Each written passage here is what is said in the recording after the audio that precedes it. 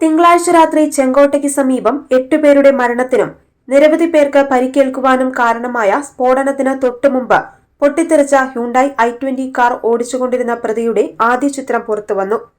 ഫരീദാബാദ് ഭീകര സംഘടനയിലെ അംഗമായ മുഹമ്മദ് ഉമർ എന്ന് സംശയിക്കുന്ന തീവ്രവാദിയാണ് കാർ ഓടിച്ചതെന്നാണ് സൂചന. ഇയാൾ ഫരീദാബാദിലെ അൽ ഫലാഹ് മെഡിക്കൽ കോളേജിൽ ഡോക്ടറായി ജോലി ചെയ്തിരുന്നു. കഴിഞ്ഞയാഴ്ച അറസ്റ്റിലായ അനന്തനാഗിലെ ഡോക്ടറായ അദിൽ അഹമ്മദ് റാത്തറുമായി ഉമറിന് അടുത്ത ബന്ധമുണ്ടെന്ന് പറയപ്പെടുന്നു. റാത്തറിൽ നിന്ന് ലഭിച്ച വിവരങ്ങളെ തുടർന്ന് നടന്ന അറസ്റ്റുകളെ തുടർന്നുള്ള പരിഭ്രാന്തിയിൽ ഉമർ തന്റെ 2 കൂട്ടാളികളോടൊപ്പം ചേർന്ന് ആക്രമണം ആസൂത്രണം ചെയ്യുകയായിരുന്നു. ഉയർന്ന തീവ്രതയിലുള്ള ഈ സ്ഫോടനത്തിനായി അമോണിയം നൈട്രേറ്റ് ഫ്യൂവൽ ഓയിൽ ഉപയോഗിച്ചെന്ന് അന്വേഷണ ഉദ്യോഗസ്ഥർ സ്ഥിരീകരിച്ചു.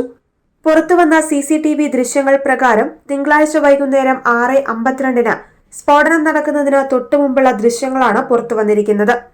ചെങ്കോട്ടയ്ക്കടുത്തുള്ള സുനേഹ്രി മസ്ജിദിന് സമീപം ഏകദേശം 3 മണിക്കൂറോളം വാഹനം പാർക്ക് ചെയ്തിരുന്നു. 3:19 പാർക്കിംഗ് സ്ഥലത്തേക്ക് പ്രവേശിച്ച കാർ 6:48 പുറത്തു കടക്കുകയും തൊട്ടു പിന്നാലെ സ്ഫോടനം നടക്കുകയും ചെയ്തു. CCTV ദൃശ്യങ്ങളിൽ ആദ്യം ഡ്രൈവറുടെ മുഖം വ്യക്തമായി കാണാമെങ്കിലും കാർ മുന്നോട്ടു പോകുമ്പോൾ മാസ്ക് ധരിച്ച ഒരാളെയാണ് ഡ്രൈവിംഗ് സീറ്റിൽ കാണുന്നത്. വാഹനം കൈമാറ്റം ചെയ്ത് ഒടുവിൽ ഫരീദാബാദ് ഭീകര മൊഡ്യൂളിലെ അംഗമായ താരിഖിന്റെ പേരിലും തുടർന്ന് മുഹമ്മദ് ഉമറിന്റെ പേരിലുമാവുകയായിരുന്നു. നിലവിൽ ഡൽഹി പോലീസ് 13-ലധികം പേരെ ചോദ്യം ചെയ്യുന്നുണ്ട്.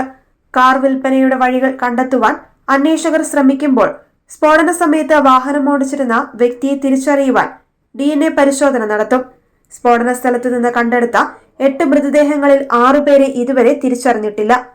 ഡൽഹി പോലീസ് അൺലോഫുൾ ആക്ടിവിറ്റീസ് ആക്ടിലെ സെക്ഷൻ 16, 18 എന്നിവയും എക്സ്പ്ലോസീവ് സബ്സ്റ്റൻസ് ആക്ടിലെ സെക്ഷൻ 3, 4 എന്നിവയും കൊലപാതകം, വധശ്രമം എന്നീ കുറ്റങ്ങളും FIR-ൽ ചുമത്തിയിട്ടുണ്ട്.